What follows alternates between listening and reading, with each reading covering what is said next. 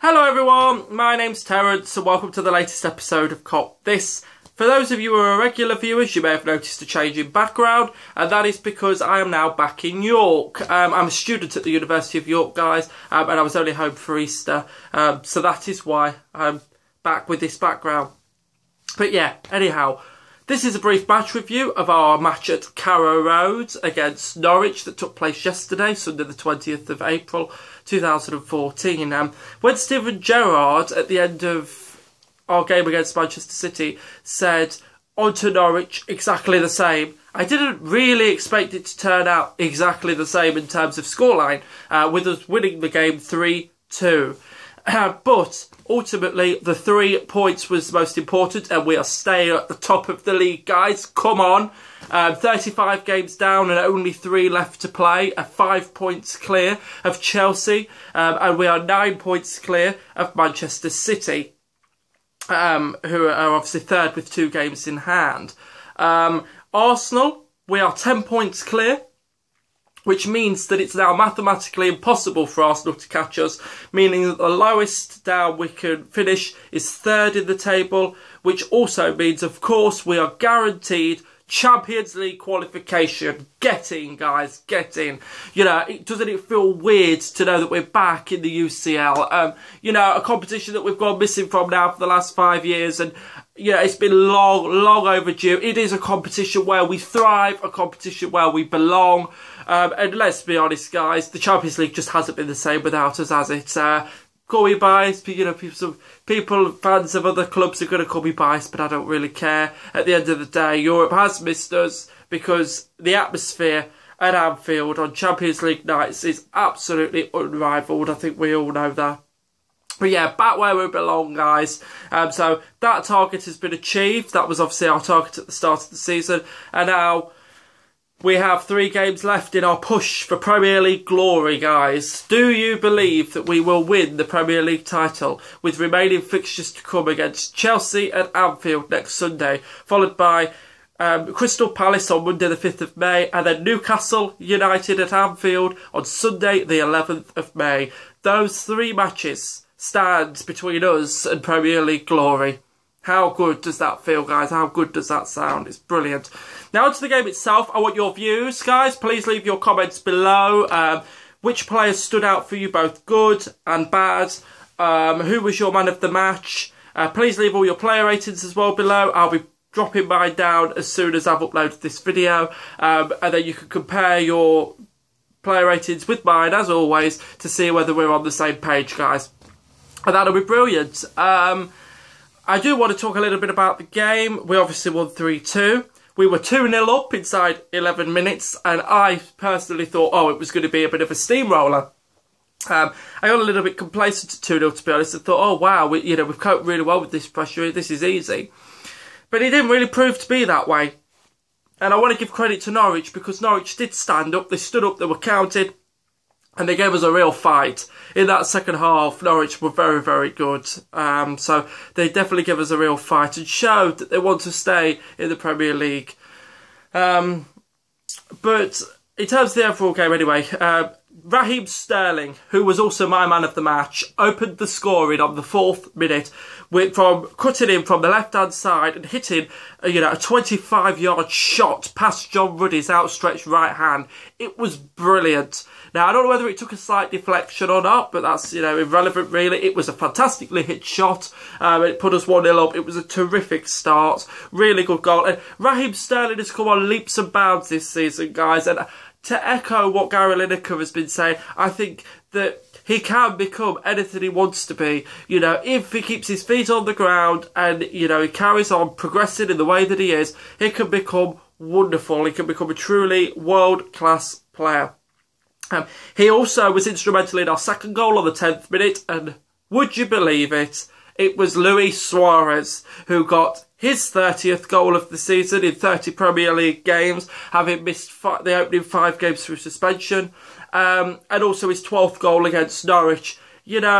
Absolutely brilliant, Luis Suarez. 30 goals in a season's fantastic. It also takes the SAS partnership to 50 goals between them, technically.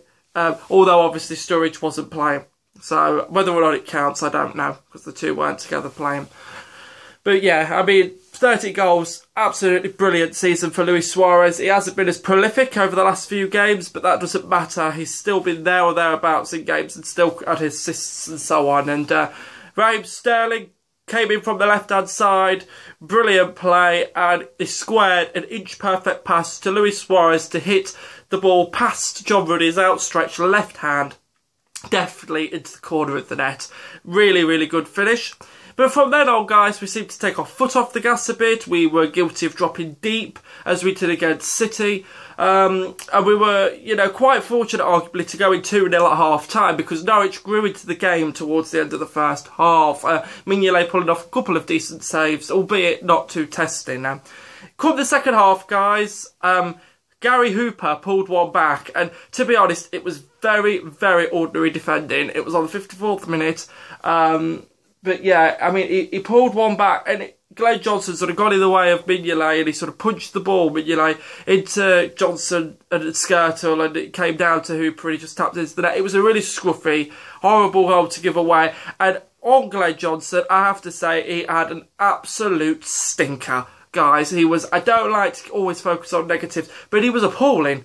Genuinely, he was just absolutely atrocious. Every time he was attacked, I was fearful. I got to the point where I just wanted him off. And, you know, I don't want to jump on the bandwagon. I don't want to, you know, appear really critical of our players, because I'm not. And our players have been wonderful this season, guys.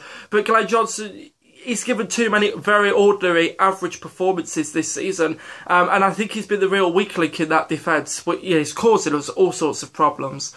You know, trying to pass the ball out from the back, giving the ball away. You know, I mean, our other defenders obviously are managing it a little more so. I mean, Flanagan's been very good with the ball, normally going forward. Same with Skirtle, good distribution. Seiko worried me every time he had the ball. He was just sort of passing it here, there and everywhere, struggling to get out. You know, it was no good, guys. And Glenn Johnson, for me, had a really, really, really bad game.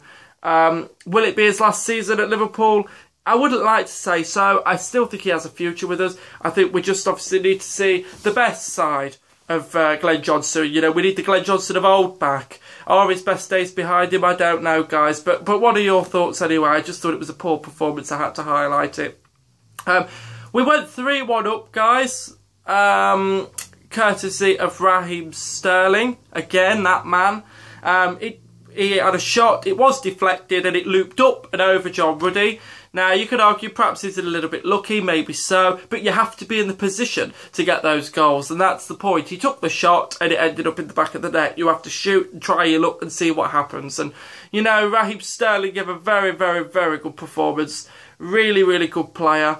As I was saying, guys, the most important thing was the result, the 3 points. But yeah, Norwich pulled a second goal back through Snodgrass. And I'll give him his due. It was a very good header.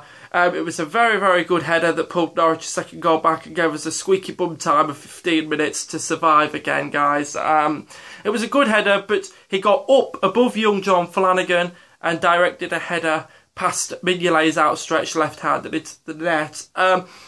Flanagan, I don't think had one of his better games, but he is young, he is learning, and I think that he'll go on to become a very, very good player for us, guys. I don't think that he can be blamed or given anywhere near as much of a hard time as Glenn Johnson deserved, because Johnson really was quite average, to be honest. The only changes that were made to our side, guys, that started the game were Lucas and Allen for Jordan Henderson and Daniel Sturridge, respectively.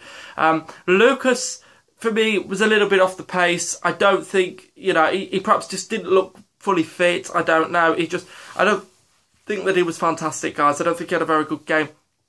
But I don't think that it mattered, you know, come the end. Obviously, like I said, the most important thing was the result. Joe Allen, I do have to say, stood in very well for Jordan Henderson. I thought he gave a very good performance. Very, very good performance. He looked assured. He was everywhere. He really was. He played very, very well. You've got to give credit to Joe Allen. He's had a lot of criticism this season and last season. And, you know, he came good. And I thought, you know, he stood up to the plate and was counted. I'm usually a big fan of Lucas as well. And I do think that Lucas has a future with us and he has what it takes. But I think that he perhaps obviously needs, like any player, a regular run in the side in order to do well, perhaps, guys. But I can't see him getting a regular run anytime soon. Obviously, with our settled 11 that was winning and doing very well. Well, I'd won 10 in a row, pretty much, with the same 11. So, yeah. But anyway, guys, this is 11 wins in a row, unbeaten in our 16 Premier League matches in 2014, having won 14 and drawn 2.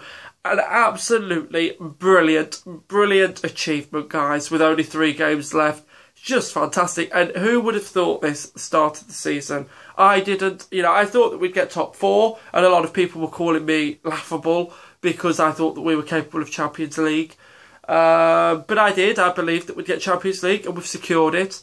I certainly never thought we'd win the title.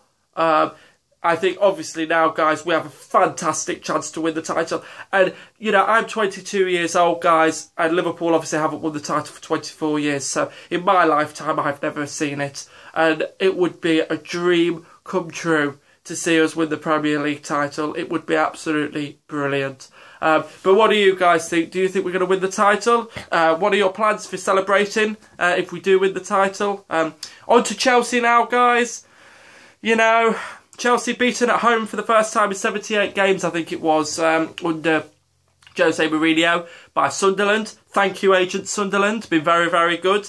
This past week, drew 2-2 with Man City and beat Chelsea 2-1 at Stamford Bridge. And I'm kind of glad that we did Sunderland a little favour as well in beating Norwich. So yeah, I hope Sunderland stay up after a fantastic week and fantastic results for us. If we beat Chelsea at the weekend, guys, it'll be mathematically impossible for Chelsea to catch us and to win the title too, which would mean that we would be guaranteed of finishing no lower than 2nd. So come on, guys, we need to beat Chelsea now, and I can't stand Chelsea as a football club. Horrible plastic fans, horrible team in general. Don't like Mourinho. He's very sarcastic, very rude, and he's a very bad loser. And I hope we give it to them at Anfield, guys. The atmosphere will be red hot. It'll be brilliant, and I can't wait. But anyhow, guys, that's enough of me. I've done a lot of waffling, but I just want to say, terrific achievement from our players to go 11 games on the trot, all wins. Fantastic. The performance wasn't great. It was a bit nitty-gritty. It was a bit, But Norwich, give them credit.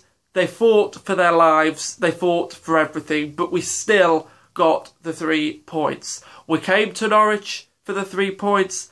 We got the 3 points. We left with the 3 points. We now have 80 points in the Premier League table.